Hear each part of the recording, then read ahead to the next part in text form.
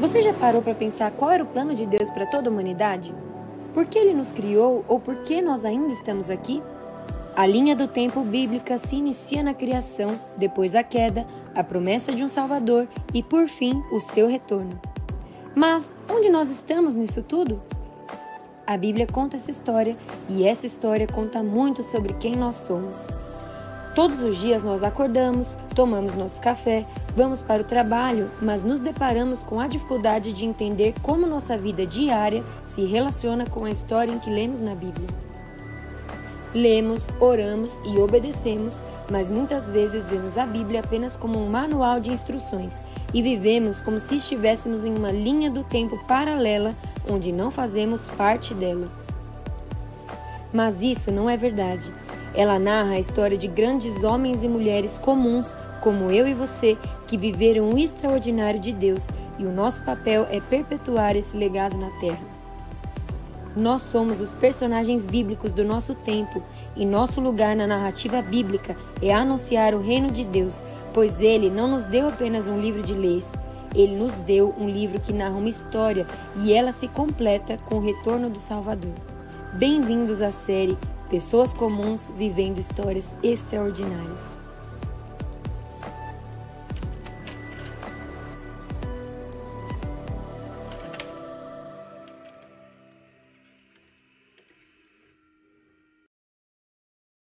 Incrível, né? Nosso time de comunicação tem uma conexão direta com os céus. E a nossa criatividade um dia vai inspirar a cidade. Eu creio que a igreja precisa ser referência em todas as áreas e que a cidade possa aprender conosco de novo todas as coisas. Amém? Hoje nós iniciamos uma nova série de mensagens aqui na PIB-BH e eu creio profundamente que essa série vai marcar a história da nossa igreja. Todos os anos nós fazemos entre 6 a 8 séries de mensagens. E pela primeira vez na nossa história, nós teremos apenas uma série ao longo de todo o ano de 2023. Foi muito tempo de oração, muito tempo de jejum, muito tempo buscando a Deus uma direção em relação a tudo que viria a acontecer nos próximos anos. E para quem não sabe, a nossa igreja ela tem um projeto de 49 anos para frente. São 7 ciclos de 7 anos. E o primeiro ciclo, ele se encerra em 2025. E ele se chama Enraizar. Esse é o tempo de crescermos para baixo antes de florescer. Esse é o tempo de fundamentar, é o tempo de desenvolvermos a nossa fé em Deus, a nossa crença, de fato um relacionamento com Ele profundo.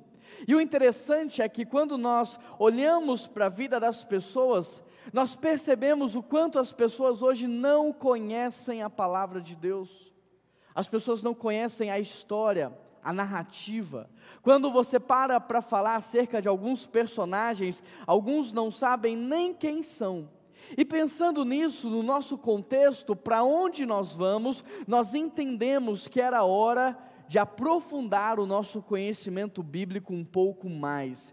E por causa disso, nós pensamos em uma maneira criativa de poder te ensinar a Bíblia de um jeito divertido, de um jeito alegre e de um jeito que pudesse fixar bem no seu coração. E aí nós temos chamado essa série de Pessoas Comuns Vivendo Histórias Extraordinárias. E qual que é a ideia por trás dessa série? Nós vamos sair de Adão e Eva e nós vamos percorrer todos os personagens bíblicos, ou pelo menos os maiores, e dessa maneira vir contando a história da criação.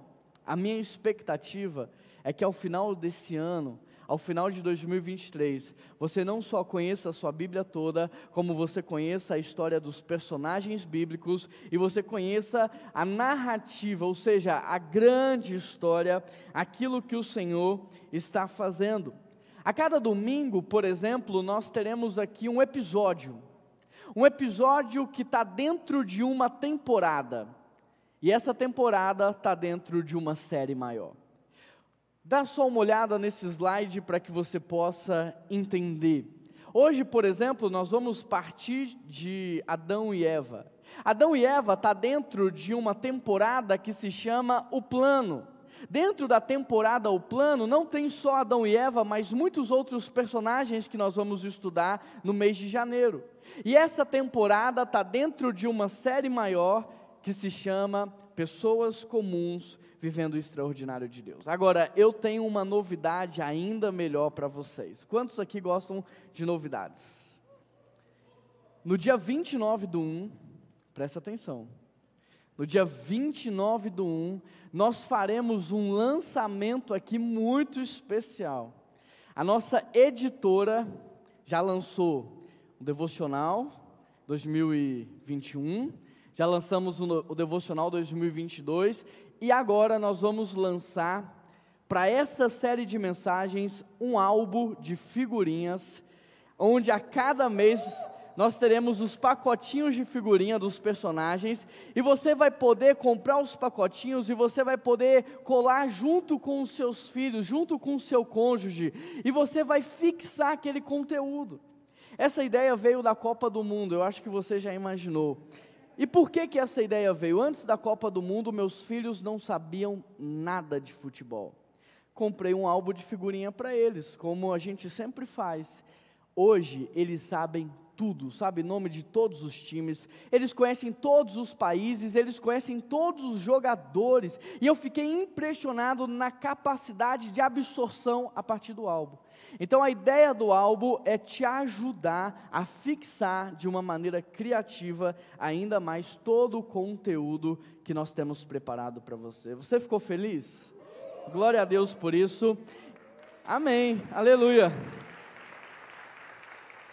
Aqui na PIB-BH nós não medimos esforços para o seu crescimento. Tudo que a gente pode fazer para incentivar o seu crescimento, nós estamos fazendo. Além de escrever os devocionais de 2022, nós começamos agora a gravar os áudios, para facilitar para você, quando você estiver dirigindo o seu carro, quando você estiver cozinhando, e você pode acessar então esses devocionais em áudio pelo Spotify, pelo YouTube e pelo Instagram. Nós não medimos esforços, e o nosso sonho é ver você crescer. Essa é a melhor coisa que pode acontecer, é você estar cada dia mais perto e mais próximo do Senhor Jesus, amém? Hoje nós vamos começar então falando de Adão e Eva, e para isso abra sua Bíblia comigo em Gênesis capítulo 1, verso 26, Gênesis 1, verso 26.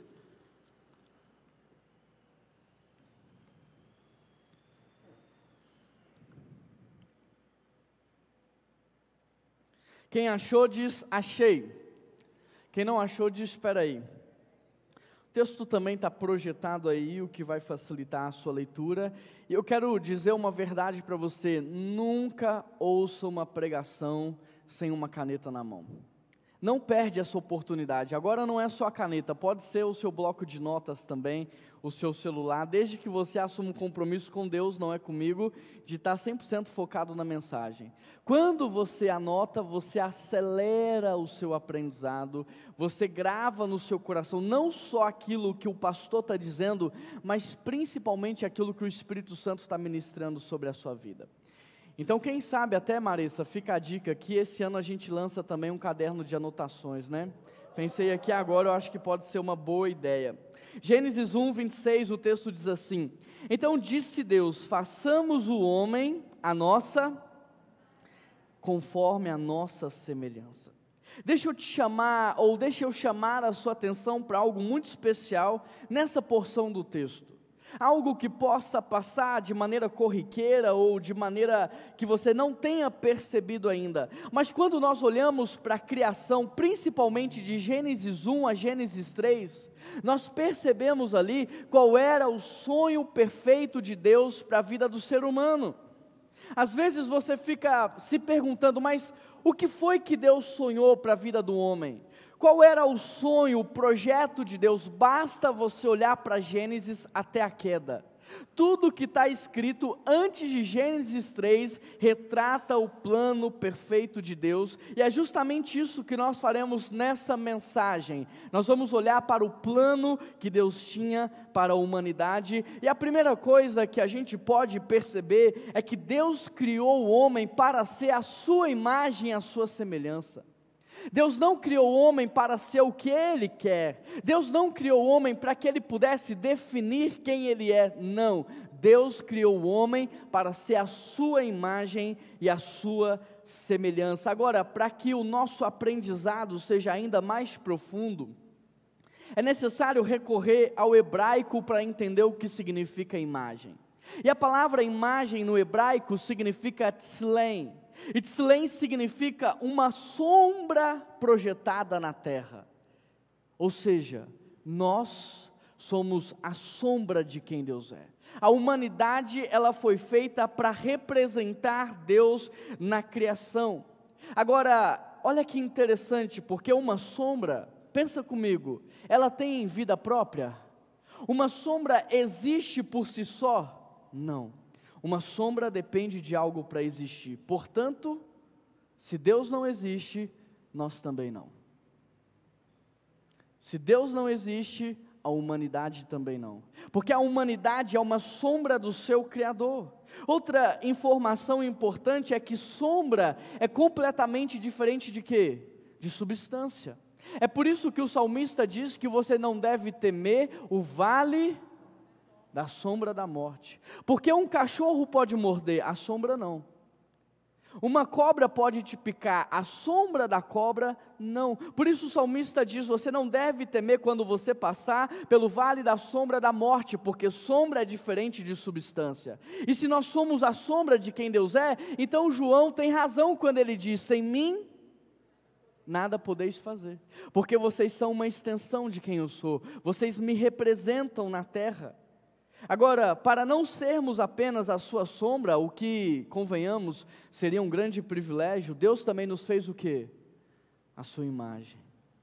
Porque sem a imagem, nós teríamos a mesma liberdade que uma sombra tem, nenhuma. Sem a imagem, nós seríamos tão autônomos como uma sombra é, mas porque Deus não queria isso, Ele também nos fez a sua imagem, Ele nos fez seres livres, racionais, relacionais, assim como Ele é. Que privilégio! Eu só consigo dizer uma coisa, que Deus! Ele é maravilhoso, Ele não nos fez só a sua sombra, mas Ele também nos fez a sua imagem, ou seja, Ele nos deu liberdade para criar, para cultivar, para relacionar, para pensar. Que Deus nos amou tanto, que Ele nos fez a sua semelhança. E o mais interessante é que da mesma forma que o pão e o vinho, nós vamos participar da ceia hoje, eles são símbolos e eles apontam para algo maior do que eles. Essa é a função de um símbolo. Eu e você também deveríamos e devemos apontar para algo maior do que nós. Nós deveríamos ser aqueles na terra que as pessoas, ao olharem para você, deveriam dizer, parece com Deus, tem o caráter de Cristo, me lembra o Espírito Santo. Mas por que isso não acontece? Por que muitas vezes as pessoas, quando se deparam conosco, elas não se lembram de Deus? A criação, quando olhava para Adão e Eva, via em Adão e Eva a imagem de Deus. Por isso que todos os animais se submetiam. É por isso que o leão abaixava a cabeça, é por isso que toda a criação se submetia à autoridade, não porque Adão e Eva tinham essa autoridade por si só, não, mas porque quando a criação olhava para o casal, via Deus na vida deles, eles representavam a totalidade de quem Deus é, e é por isso que eu e você estamos na terra. Nós estamos aqui para lembrar a criação do seu Criador. Nós estamos aqui para falar para a criação, fique calmo, o nosso Deus não perdeu o controle de nada. Eu sei que vocês estão sofrendo, mas o Pai nos enviou aqui para vos socorrer. Nós somos a mão amiga, nós somos o abraço, nós somos a mão estendida. Eu e você estamos aqui para lembrar a criação do seu Criador, para lembrar a criação que existe um Deus. Interessante porque a história, a ciência, amém, glória a Deus, pode aplaudir, é para Jesus. As pessoas pensam que Adão, ele era como o homem da caverna. A história olha para Adão dessa maneira, como se ele fosse o homem da caverna, mas quando nós olhamos para Adão, você percebe que ele foi criado com um vocabulário completo. Adão, ele tinha uma capacidade de compreensão de conceitos abstratos, ele tinha raciocínio lógico, ele tinha criatividade, inúmeras habilidades administrativas. Adão compreendeu a morte antes de ver alguém morrer. Adão foi capaz de ir além do que eu e você conseguimos imaginar. Ele não só entendeu como ele foi capaz de reproduzir conceitos abstratos, de maneira que Eva pudesse entender tudo o que ele estava dizendo e tudo que Deus queria fazer. Adão reconheceu todas as espécies, e não só reconheceu como nomeou. Olha a capacidade intelectual, olha o raciocínio, olha a memória desse homem. Se Adão era um homem das cavernas, o que eu e você somos então? Porque quando nós olhamos para ele, nós percebemos que ele tem muito mais capacidade intelectual do que muitos nos dias de hoje. A percepção que eu tenho é que a humanidade ela está emburrecendo com o tempo. E a pergunta que fica é, por que que isso está acontecendo? Sabe por que que isso está acontecendo?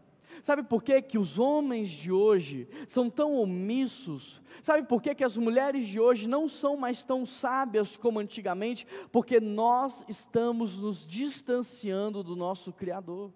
Eu comecei falando, uau, que Deus, que equipe criativa. Eu comecei falando, essa equipe tem uma conexão direta com Deus. E isso acontece por quê? Porque o nosso Deus é o mais inteligente de todos. Foi Ele que pintou o sol, foi Ele que desenhou as estrelas, foi Ele que fez os animais. Quando nós estamos conectados com o Senhor, a criatividade flui, a inteligência flui, e tudo que você põe a mão e aonde você anda, as coisas acontecem, não por causa de você, mas por causa do Criador que se revela através de você.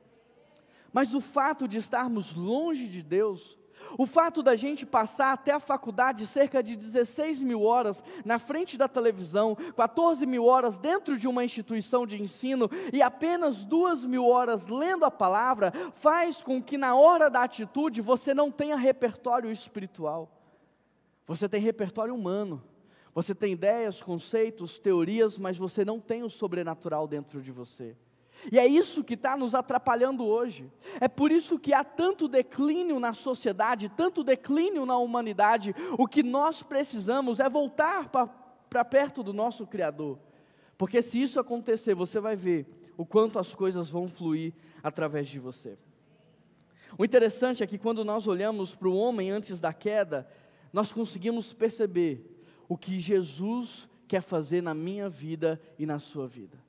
Quando nós olhamos para o homem antes da queda, nós conseguimos perceber a obra que Jesus Cristo quer fazer hoje. Porque sem Cristo eu era um homem completamente perdido do meu propósito, um homem completamente desfocado, distraído. Sem Jesus Cristo eu não refletia na terra o Criador. O que mudou tudo isso em mim foi Jesus Cristo. E é Ele que pode mudar também para você. Jesus Cristo vem não só para religar, reconectar, mas também para restaurar. E restaurar é você trazer a originalidade. E restaurar é você trazer de novo aquilo que foi feito ou como deveria ter sido feito. Deus está nos restaurando para que sejamos outra vez a sua imagem na terra. Para que a criação, ao olhar para você, possa glorificar o nome de Deus. A segunda observação que eu faço aqui em Adão e Eva, é que Deus colocou o homem no jardim do Éden, para que o homem pudesse representá-lo. Ou seja, eu não venho aqui para representar o meu reino, eu não venho aqui para representar os meus interesses, nós não estamos aqui para representar aquilo que nós gostamos, as nossas preferências. Deus nos colocou aqui para representá-lo, portanto não é o que eu acho melhor, não é o que eu penso que é agradável, é o que Deus quer. É o que Deus quer e ponto, é o que Deus quer fazer, é como Deus quer fazer e é o que Deus espera receber sobre isso. Agora, o texto diz em Gênesis capítulo 2, verso 15, que o Senhor Deus colocou o homem aonde? No jardim do Éden. Agora, é interessante porque quando a gente fala do jardim do Éden, nós pensamos apenas num lugar geográfico. Nós pensamos apenas na biologia do jardim, nós pensamos apenas de maneira, visual. Mas quando a Bíblia trata o jardim do Éden, ela trata de uma maneira espiritual, de maneira que a Bíblia olha para o Éden como um portal entre o céu e a terra, um lugar de encontro, um lugar de intimidade, um lugar de comunhão perfeita. E exatamente por isso que quando o homem peca, Deus pergunta o que para o homem? Aonde é que você está? Deus não está perguntando aonde o homem está geograficamente, porque Ele sabia onde o homem estava. O que Deus está perguntando é, aonde é que você está que a gente não desfruta mais da mesma relação? Aonde é que você está que nós não temos mais a mesma intimidade? Aonde é que você está que nós não estamos mais conectados? O que foi que aconteceu? Portanto, o que nós podemos aprender aqui é que a primeira coisa que Deus tem para mim e para você não é um cônjuge, não é trabalho, não é bens materiais. A primeira coisa que Deus tem para o homem é o quê? A sua presença, relacionamento.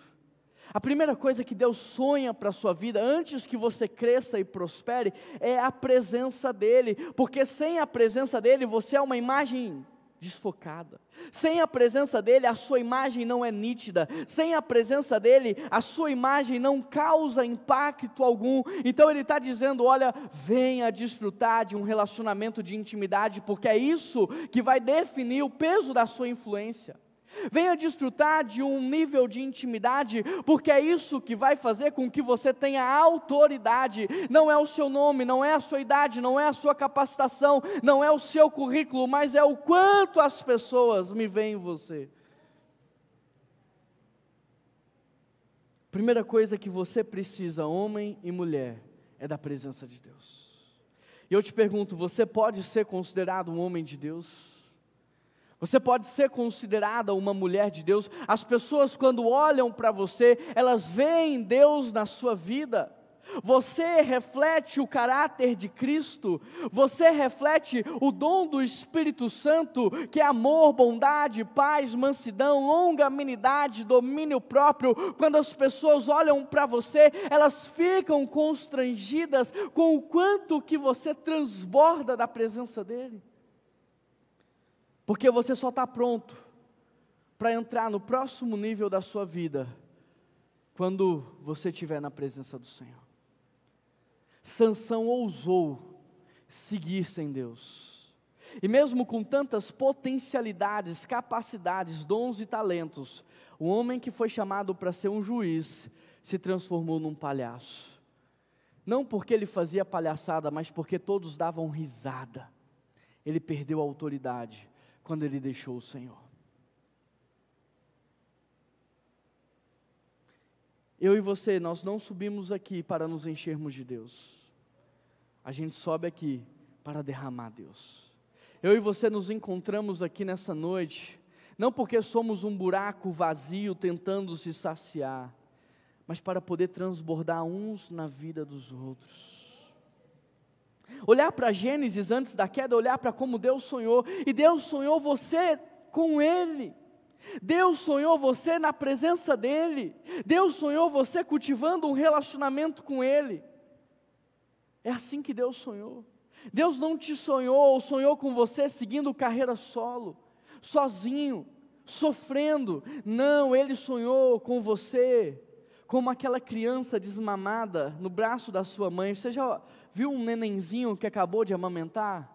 Você já olhou para o rostinho dele, viu a saciedade naquele sorriso de leve, naquele olhar de pureza? Foi assim que Deus sonhou. Ele olhou para você e Ele falou assim: eu sonho com Ele saciado na minha presença. Um homem distante de Deus, ele perde as características do seu Criador. Ele fica fraco. Um homem sem Deus fica sem postura. Um homem sem Deus, ele não tem atitude. Um homem sem Deus, ele é omisso, ele é lento e ele não tem resultado na vida. Você conhece um homem assim? Sabe do que ele precisa? De Deus. A melhor forma de você ajudar um homem fraco, sem atitude, lento, sem resultado, omisso, um homem que fala muito, mas faz pouco, A melhor forma de você ajudar um homem como esse é reconectando ele com o Criador. Porque ele não vai ser a minha imagem, ele precisa ser a imagem do Senhor. O que esse homem precisa é voltar para a presença de Deus. Por isso o que nós podemos ver aqui é que sem Deus a humanidade está em declínio. Por isso o que podemos ver é que Deus, através de Jesus, Ele tem nos restaurado. Ele tem nos chamado para voltar a viver aquilo que Ele sempre sonhou. Em outras palavras, tudo que Deus mais quer é que você volte para estar com Ele. E a pergunta que eu te faço é: você está preparado para isso? Eu tenho conversado muito com a minha equipe nesses últimos dias. E eu tenho falado para eles o quanto que o Senhor tem me acordado no meio da noite, o quanto o Senhor tem incomodado o meu coração, e o quanto o Senhor tem dito assim: Juan, não fica feliz com o que vocês estão vivendo. Juan, não se acomoda com esse nível que vocês estão vivendo, eu tenho mais para vocês. Sabe, ontem eu estava entrando aqui no batistério, e eu percebi uma coisa muito interessante. Quando eu coloquei o meu pé, a água estava bem quente. Quando eu afundei um pouco mais, a água estava morna. E quando eu coloquei o meu pé no último lugar, a água estava fria. E às vezes, a gente prefere ficar num nível mais raso, porque a água é quentinha. E o Senhor está falando assim: eu tenho mais para você. Só que esse mais do Senhor vai te tirar da zona de conforto. Esse mais do Senhor vai fazer com que você abra mão de algumas coisas. O Senhor está pedindo para você abrir mão de coisas que você sabe que não agrada a Ele. O Senhor está dizendo: você precisa viver uma vida consagrada. Sabe, eu fico imaginando aquela cena quando Pedro sai do barco. Imagine que aquela era uma quarta-feira qualquer, como outras de uma semana normal. Mas aí no domingo está todo mundo na igreja. E aí uma pessoa levanta a mão e fala assim: eu quero dar um testemunho aqui, pastor, posso? O meu testemunho é o seguinte: quarta-feira eu estava no barco, era 3 horas da manhã, e tinha uma tempestade severa tomando aquele barco, ondas gigantes e ventanias por todos os lados, e de repente um homem saiu do barco e ele começou a andar sobre as águas. Todo mundo ficou impressionado. Uau, que experiência sobrenatural. Aí Pedro está sentado no último banco, levanta a mão e fala assim: pastor, eu quero dar um testemunho, fui eu que saí do barco e caminhei sobre as águas. Na vida cristã, você pode viver do testemunho dos outros, ou você pode ser o seu próprio testemunho. Você pode viver contando o que Deus está fazendo na vida de alguém, ou você pode falar daquilo que o Senhor está fazendo na sua vida. Mas tudo vai determinar, ou tudo vai ser consequência da sua atitude. Muitos ficaram dentro do barco naquela noite porque era mais seguro. Apenas Pedro saiu do barco. E o Senhor está dizendo para você: saia do barco. Não dá para entrar em 2023 com a mesma mentalidade de 2022.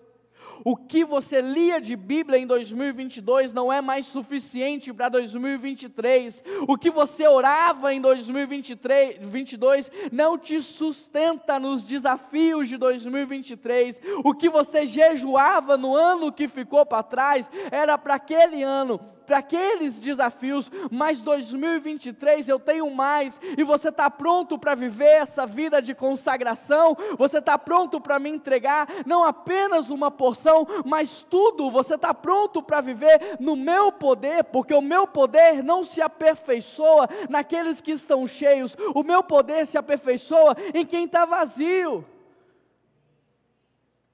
Você quer? Porque o Senhor está dizendo: saia do barco. A primeira coisa que eu observei aqui é que Deus nos fez para ser a sua imagem e semelhança. A segunda coisa é que Deus nos fez para representá-lo. A terceira coisa que eu observo nesse texto é que Deus colocou o homem no Éden para que ele pudesse trabalhar com um propósito. O verso 15 continua dizendo: o Senhor colocou o homem no jardim do Éden para que ele pudesse cuidar e cultivar. O Senhor não te colocou aonde você está para que você pudesse se saciar. Você não está vazio.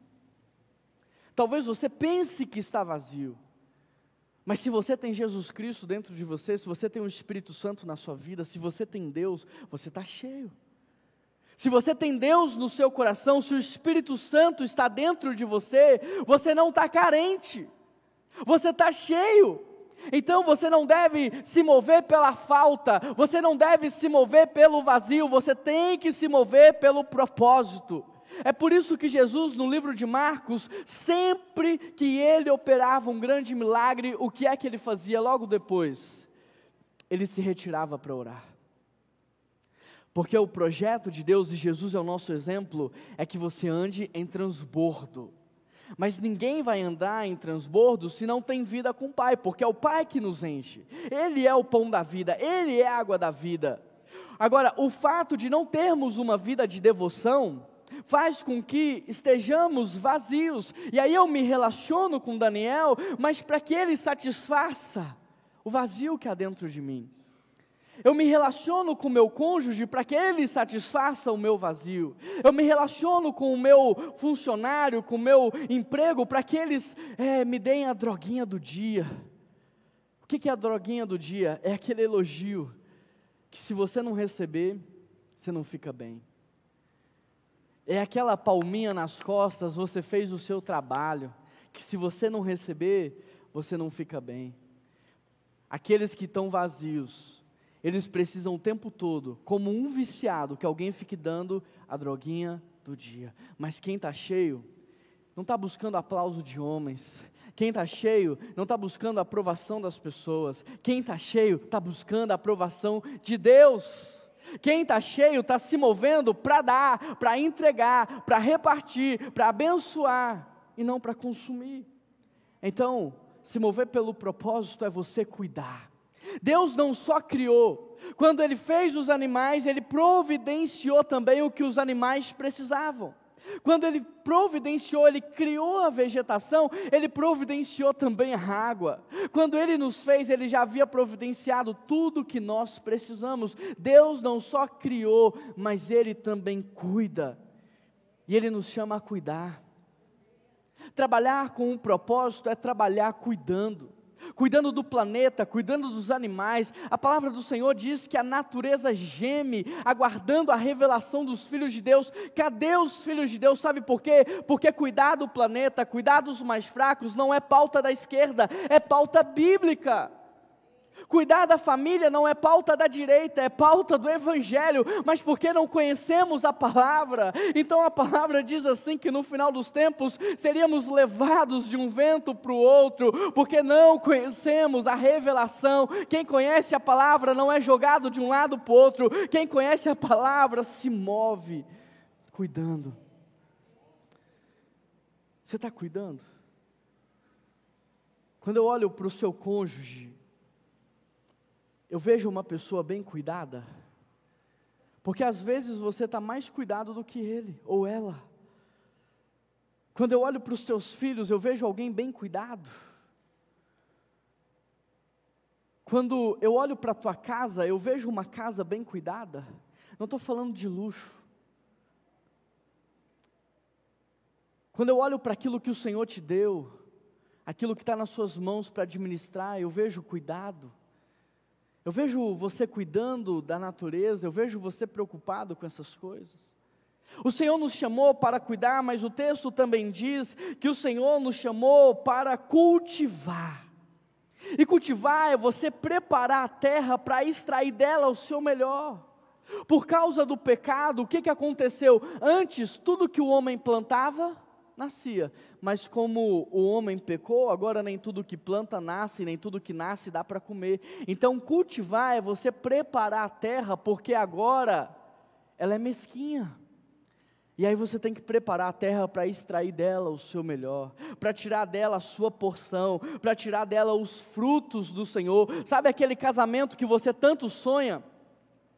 Sabe, aquele casamento, aquele projeto de casamento que o Senhor te mostrou? Então, está na hora de tirar ele da teoria, e está na hora de cultivar para que ele vire realidade. Não fique pensando que um anjo vai descer do céu para fazer o seu trabalho. Sabe aquele emprego dos sonhos? Então, ele está aí dentro de você, e agora está na hora de você trazer ele à tona. Deus te chamou para cultivar, Deus não te chamou para fugir. Querido, nesse tempo que a gente está vivendo, não fuja do Brasil. Não fuja. Nós não somos daqueles que retrocedem, nós somos daqueles que avançam. Tem muita gente deixando o país, não faça isso.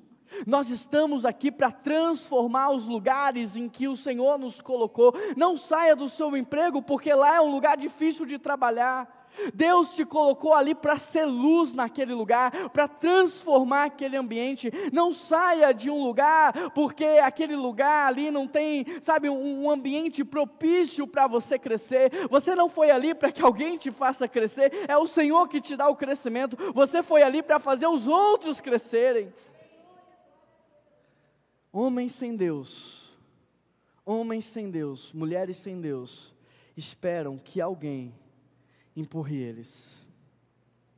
Homens cheios da presença de Deus se movem para empurrar, para motivar, para ser suporte, para carregar. Cultivar significa extrair o melhor. Será que você tem extraído o melhor daqueles que estão perto de você? Ou você substitui, ou você troca, ou você anula? O Senhor te chamou para extrair o melhor das pessoas.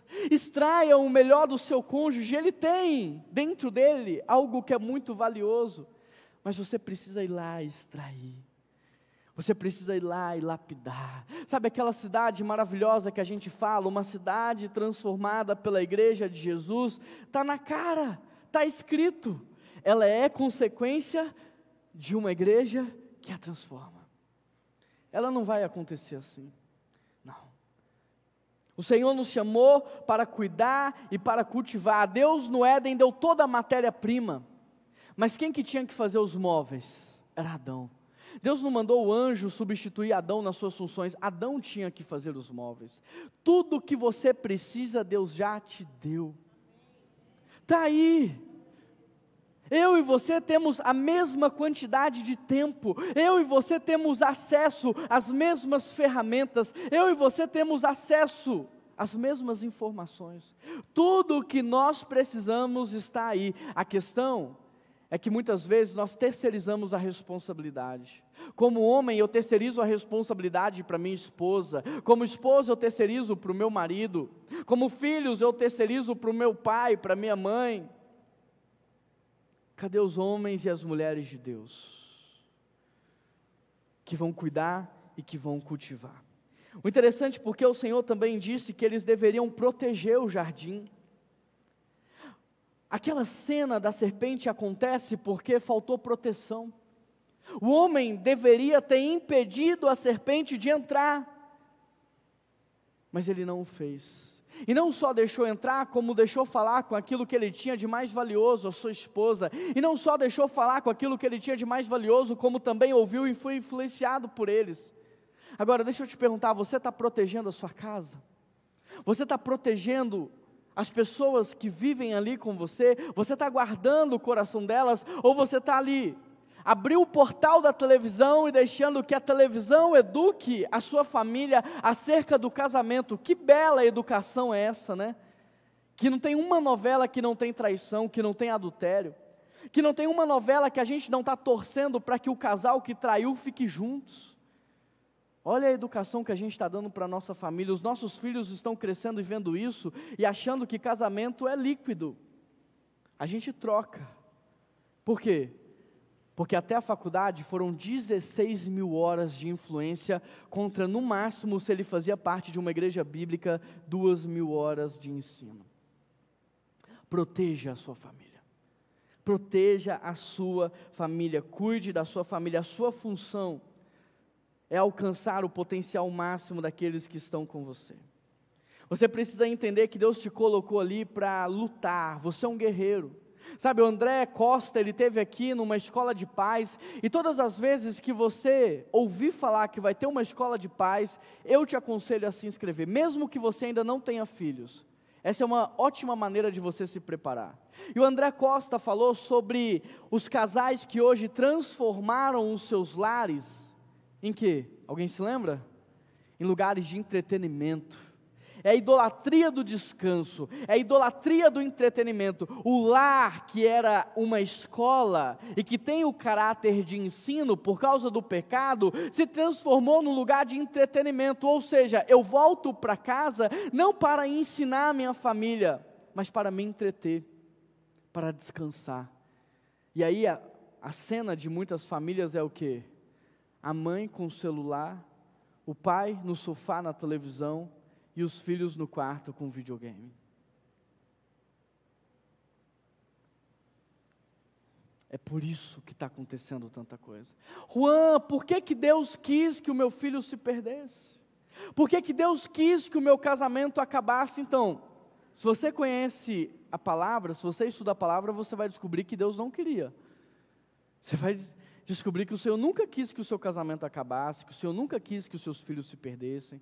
E é por isso que lá em Deuteronômio ele falou o quê? Ensina a tempo e a fora de tempo, escreve nos umbrais da porta, marca o coração dos seus filhos com a palavra de Deus. É por isso que lá em Gálatas e em Efésios, ele diz, maridos morram pelas suas esposas para santificá-las, esposas se entreguem pelos seus maridos. Ele está dizendo, homens amem as suas esposas como Cristo amou a igreja, e esposas se entreguem ao seu marido.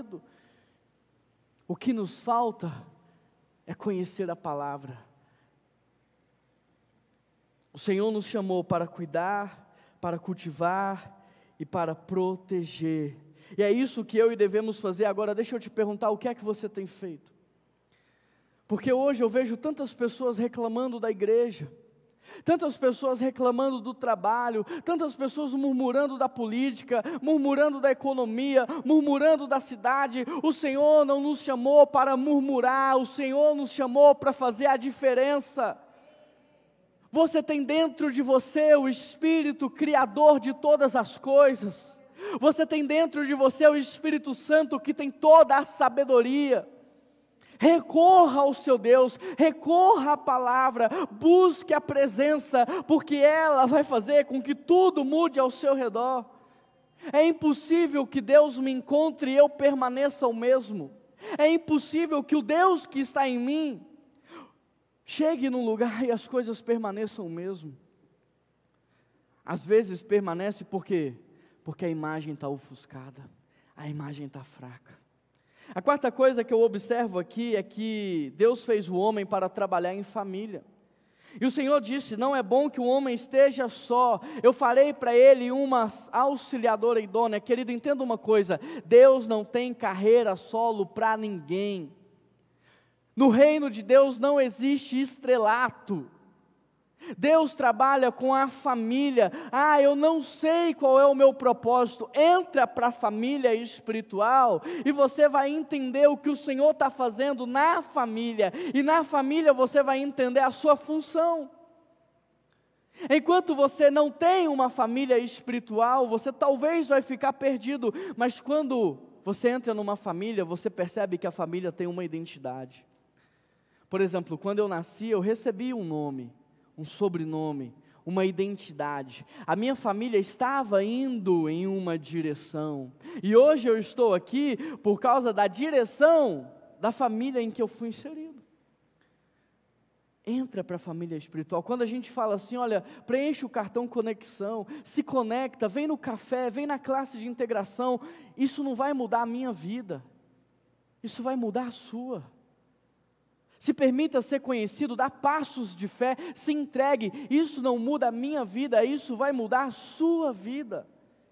Deus nos fez para trabalhar em família. A Bíblia está dizendo aqui, não é bom que o homem viva só. E em cima desse texto, a pergunta que eu faço é de que homem que a Bíblia está falando? De que homem?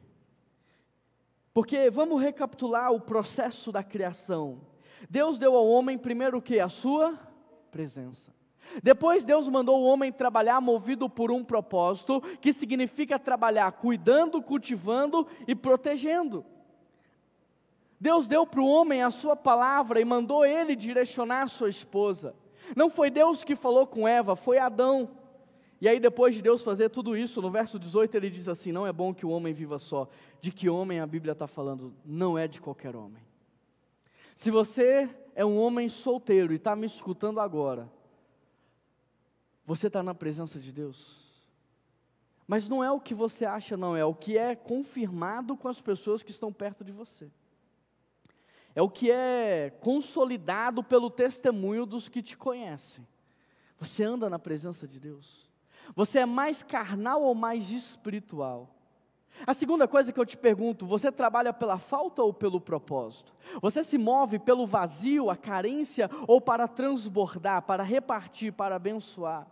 Olhe para a sua vida por um instante, você é alguém que cuida de tudo e todos? Você é alguém que cultiva o melhor em todos os lugares aonde você está? Você é alguém que protege os mais fracos? Quando eu paro para escutar o que você está falando, o que é que eu ouço? Reclamação, murmuração ou palavras de direção?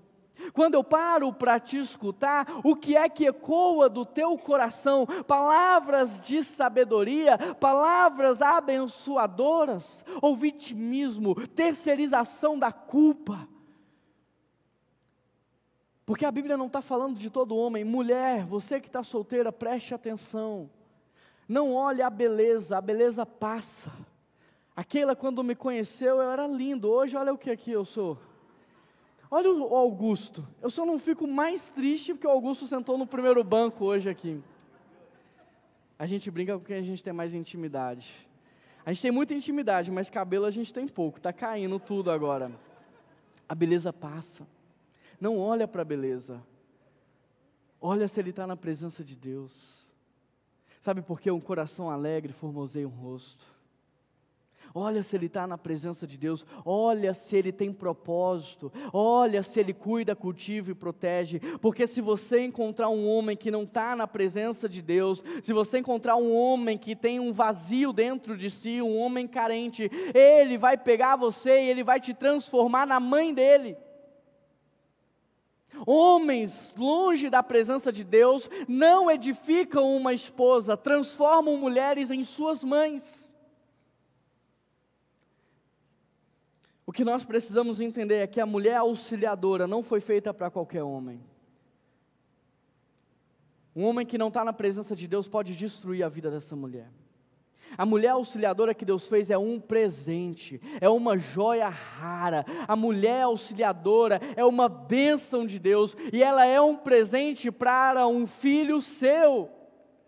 Ele entrega essa mulher para o filho dele, ele entrega essa mulher para alguém que ele confia, alguém que ele sabe que vai potencializá-la para que ela possa desfrutar da presença do Pai. Homens sem Deus não querem uma esposa, eles querem uma babá, uma mãe, uma empregada doméstica. Somente homens de Deus vão elevar o papel da sua esposa, fazer dela uma mulher realizada, uma mulher de verdade. Agora presta atenção nisso. Nem todo homem que está dentro da igreja é um homem de Deus. Não é porque está dentro da igreja que você pode falar, é de Deus. Nem todo homem que está dentro da igreja é de Deus, mas todo homem de Deus está dentro da igreja. Então não vai procurar em outro lugar, não vai procurar em outro lugar, você vai se frustrar. Mas até mesmo aqui dentro você tem que ter um olhar refinado. Deu para entender? Quando você olha para ele, você precisa ver a imagem de Deus, a generosidade de Deus, a proteção de Deus, o cuidado de Deus. Homens de Deus são homens que lutam contra a natureza pecaminosa, eles não aceitam o pecado. Homens de Deus não brincam com o pecado, eles abandonam o pecado. Homens de Deus, eles não procrastinam, eles têm atitude. Eles têm senso de urgência. Homens de Deus, eles não são egoístas e mesquinhos, são generosos. Homens de Deus não suportam ver uma cena de injustiça. Ele tira dele, ele fica entre aspas no prejuízo, mas ele não suporta ver uma cena de injustiça. E eu disse entre aspas no prejuízo, porque a Bíblia diz que quem dá aos pobres empresta a Deus, e Deus não fica em dívida com ninguém. Ninguém é mais generoso do que Deus. Por mais que você ache aqui no seu momento de dízimo e oferta, que você hoje foi muito generoso, você não chegou nem perto de Deus. O que Ele já fez por você, o que Ele está fazendo, o que Ele ainda fará, é muito maior do que tudo aquilo que você poderia acumular na sua vida e dar para Ele. Agora, a Bíblia diz que a mulher auxiliadora, ela deve ser submissa ao seu marido, e ser submissa é estar debaixo de uma missão. Portanto, se nós homens queremos mulheres submissas, nós precisamos ter muito claro qual é a nossa missão. Como que a mulher vai ser submissa a uma missão que você não tem? Tenha vida com Deus, trabalhe com a motivação certa, cuide, cultive, proteja e direcione aqueles que estão ao seu lado. Não tem uma mulher na face da terra que não vai se entregar a um homem de Deus. Não tem uma mulher na face da terra que não vai se entregar a um homem que ame ela como Cristo ama a igreja. Não tem uma mulher na face da terra que vai resistir a um homem que proteja ela, que cuide, que potencialize a vida dela. Por isso, se você, homem, deseja uma mulher submissa, deixe Deus restaurar a sua identidade, deixe Deus restaurar o seu propósito, deixe Deus restaurar a sua vida. Capítulo 2, verso 21, então o Senhor fez o homem cair em profundo sono, e enquanto ele dormia, tirou uma das suas costelas, e com a costela que havia tirado, o Senhor fez uma mulher e trouxe para ele. Por que o Senhor tira a costela? Porque dentro da costela você tem um tecido gelatinoso chamado tutano. Dentro do tutano você tem elementos relacionados à clonagem humana. O que Deus cria não era fazer alguém menor ou maior do que o homem, mas era fazer alguém que fosse co-igual diante dele. Porque essa mulher que o Senhor está fazendo, ela não é uma mulher que vai ficar longe do que Deus quer fazer, não. Deus também fez essa mulher para estar na presença dEle. Deus também fez essa mulher para cuidar, cultivar e proteger. Deus também fez essa mulher para que ela tivesse palavras de sabedoria. Deus fez essa mulher para que ela tivesse lado a lado com o seu marido, fazendo exatamente aquilo que ele está fazendo. Amém? Glória a Deus. E quando esse homem está na presença de Deus, ele não tem medo da sua mulher. Ele não está competindo com ela. Não são dois times, é um time só. Não são duas direções, é uma direção só. Eles estão cooperando, aumentando a velocidade e ganhando mais resultado. É isso que está acontecendo. É isso que o Senhor quer fazer no seu casamento, amém? É isso que o Senhor tem para você. Hoje, querido, as famílias, cada um caminha para um lado diferente. No passado era assim, o cara era fazendeiro, toda a família dele trabalhava na fazenda. O que acontecia, esse cara que tinha um pedaço de terra, comprava outro, e quando ele morria, ele tinha uma grande herança para repartir com os seus. Hoje, o marido vai para uma direção, a mulher vai para outra direção, cada filho para uma direção, e ao invés de unir forças, eles estão fracos, não tem resultado, e talvez essa é a primeira geração que a gente está vendo que não tem o que repartir. Deus trabalha com famílias, e é isso que o Senhor tem para você. Ele quer fortalecer o seu casamento, Ele quer fortalecer a sua família, Ele quer fortalecer a sua casa, Ele quer mudar a vida que você está levando. O Senhor não está satisfeito, porque Ele está dizendo, eu tenho mais. Você acha que está bom, você não conhece o próximo nível, não fica aí, vem, eu tenho mais para o seu casamento. O seu casamento não tem que piorar a cada ano, ou não tem que ficar na linha estática, não, a tendência é ele melhorar.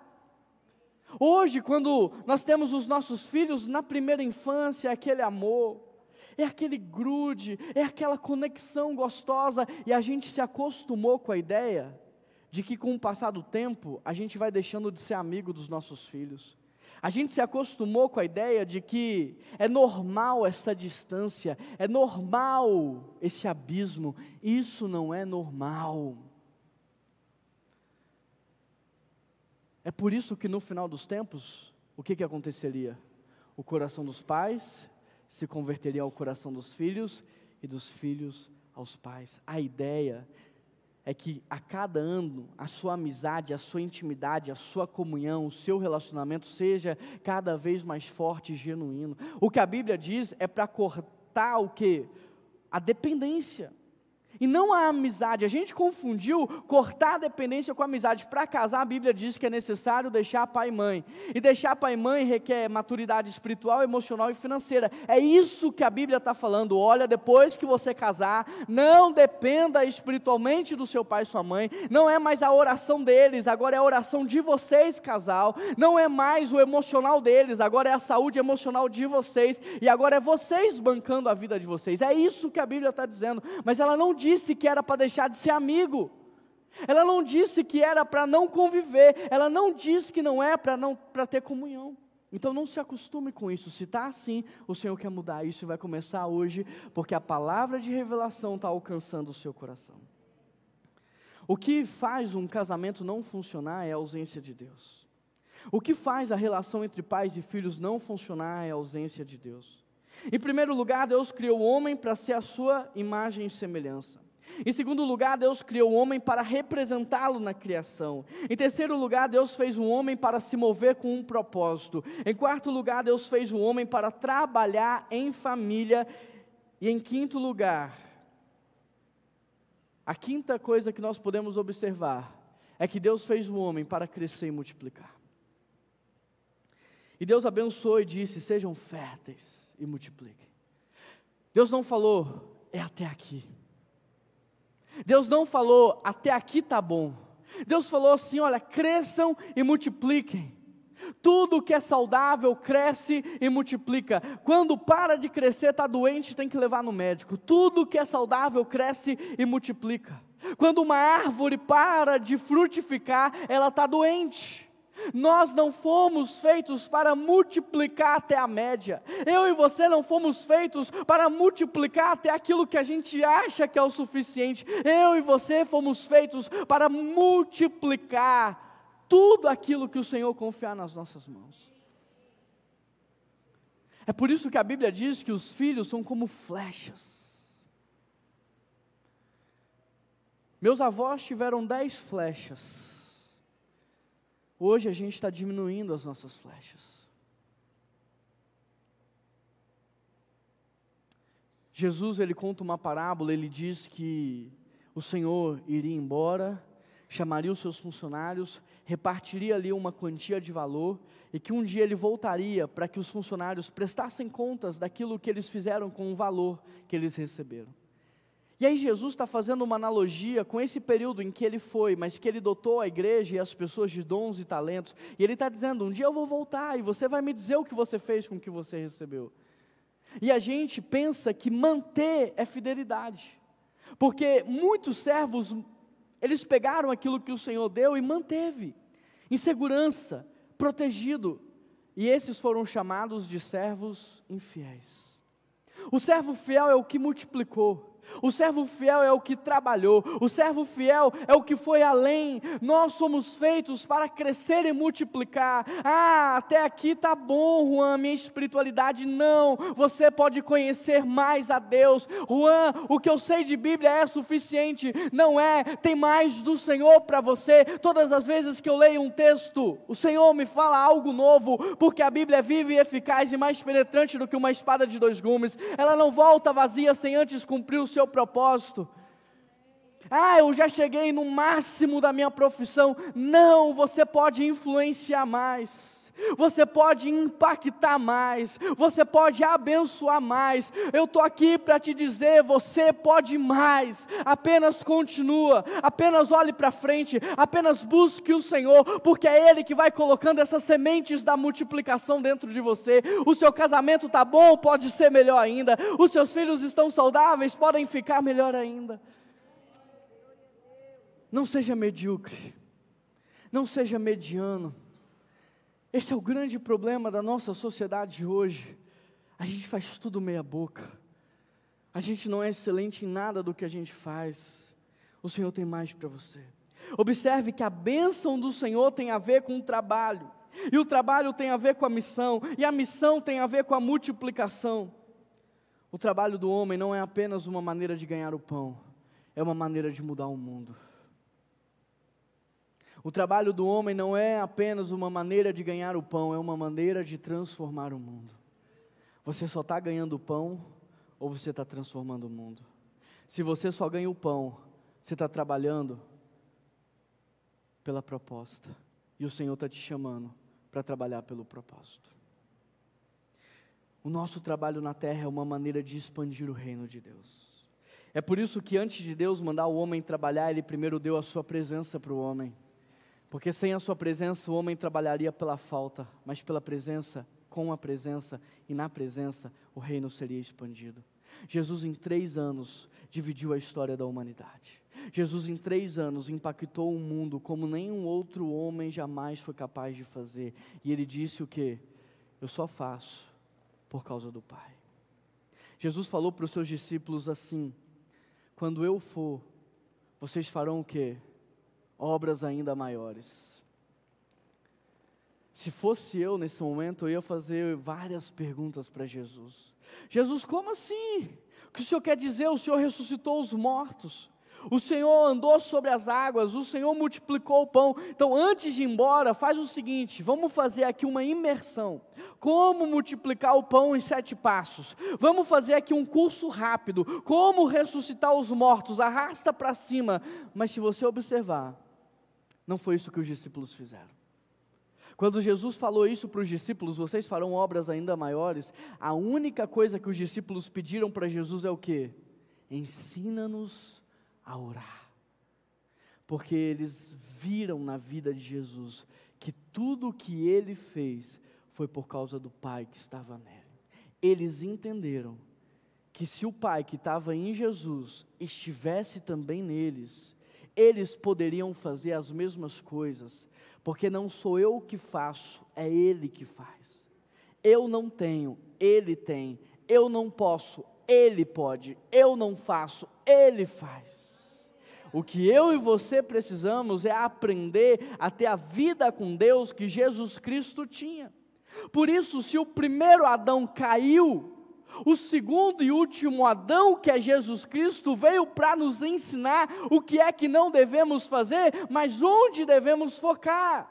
Porque enquanto o primeiro Adão se moveu pela falta, se moveu pela fome e comeu o fruto proibido, presta atenção, tinha muitas outras coisas para ele comer, mas quem não semeia não celebra, quem não semeia não desfruta, quem não semeia despreza. Tinha muito e ele desprezou, se moveu na falta e pecou. Então o segundo Adão veio para se esvaziar, abriu mão da sua glória, veio para servir, veio para repartir, veio para abençoar, e veio para semear nas nossas vidas uma palavra de salvação, de vida, abundância. Sabe o que eu e você precisamos hoje? Nós precisamos ter a vida com Deus que o próprio Filho tem. Então Deus os abençoou e disse: sejam férteis e multipliquem-se.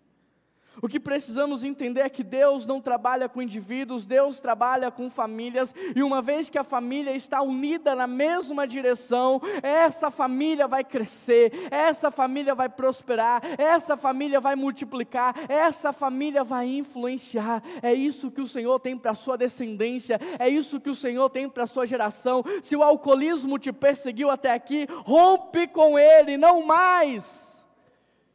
Se as drogas chegaram até a sua geração, rompe, não permita que esse ciclo repita nas próximas gerações. Se a ganância chegou até você, rompe com isso. O que o Senhor tem para a sua geração e para a descendência são homens e mulheres cheios da sua presença, homens e mulheres que vão transformar o mundo. Você recebe isso? Da mesma forma que Adão e Eva eram responsáveis pela criação, repare que Caim e Abel também. Da mesma forma que Deus colocou Adão e Eva como pais da humanidade para dominar a criação, esse também era o papel de Caim e Adão. Caim cuidava da terra, Abel cuidava dos animais. Deus é lindo em tudo que faz. Mas porque os seus filhos olham para você, não vê Deus na sua vida, talvez eles falem assim: eu não vou seguir o caminho do meu pai. Mas quando um filho olha para o seu pai, para a sua mãe, e vê Deus, Jesus, Espírito Santo, percebe aquela presença maravilhosa, eles se movem na mesma direção. Não tem por que eu trocar a direção se a direção que eu estou é certa. Não tem por que eu seguir outro caminho se o caminho em que eu estou, ele é abençoado. Se os meus pais então trilharam essa direção para mim, não me resta outro caminho. Meus pais economizaram tempo na minha vida, e aí, porque eu já tenho a direção, eu tenho mais resultado. Tem muito jovem que com 30, 40 anos ainda nem sabe o que fazer. Mas quando você tem um pai e uma mãe na presença de Deus, esse menino cresce dizendo: eu sei o que eu vou ser. E ainda que a profissão seja diferente, a essência é a mesma.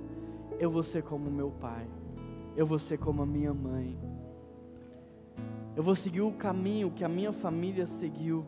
E é isso que o Senhor tem para você. É isso que o Senhor quer fazer na sua vida. Talvez hoje você diga assim: por que eu não ouvi isso há 30 anos atrás? Por que eu não ouvi isso há 10 anos atrás? Não tem mais o que fazer. Você está respirando? Você está vivo? Então tem sim, tem sim, tem sim. E começa com os joelhos no chão. Tem sim. Começa acordando no meio da noite, orando por eles, mesmo eles sem saber. Tem sim. Tem sim, é só você falar assim: Espírito Santo, vai lá no coração do meu filho, que agora está numa balada. Chama ele pelo nome e desperta ele do sono. Lá em Vinhedo nós tivemos um caso assim de uma amiga. A mãe estava orando pela filha na madrugada, a menina estava numa balada, e ela ouviu Jesus chamando ela no meio da balada. Ela olhou para sua amiga e falou assim: você está ouvindo isso? E a amiga disse: não, tem alguém me chamando. Você está ouvindo isso? Tem alguém falando o meu nome. E depois de perguntar algumas vezes, ela entendeu. Ela lembrou dos ensinos que recebeu na infância. E ela falou assim: aqui não é o meu lugar. Tem sim, porque Deus é com você. Tem sim. Tem sim, porque Deus quer fazer. Tem sim. Tem sim, porque quando Deus quer fazer, Ele encontra um casal rendido aos seus pés. Não há sobrenatural que Deus não faça. O plano de Deus para a humanidade é que a humanidade represente na terra quem Ele é. É que a humanidade trabalhe com um propósito de cuidar, cultivar e proteger. É que a humanidade aprenda a partir da família biológica o que é uma família espiritual e viva nessa família que é real e que é eterna. E que essa família biológica e espiritual, nessa intercessão, cresça, multiplique, influenciando e abençoando uma geração. Por conta do pecado, Adão deixou de representar, a criação deixou de se submeter, e as coisas entraram num grande declínio. Eles se moveram pela falta, e aí Caim, vendo que Deus aceitou Abel e não ele, está vazio, mata o irmão, perde a família, não cumpre o seu propósito. Aí vem Jesus, como substituto de Adão, representar o Pai na terra. Ele veio com um propósito, o propósito de te fazer filho, filha por adoção, o propósito de restaurar todas as coisas e trazer de novo a família espiritual, a família que não recua, a família que avança, a família que faz a diferença. E é isso que hoje nós somos, não por causa de você e nem por causa de mim, mas por causa do Espírito Santo que está aqui. Como é que está o seu coração nessa noite? Deus falou com você? Então fique de pé nesse momento. Eu quero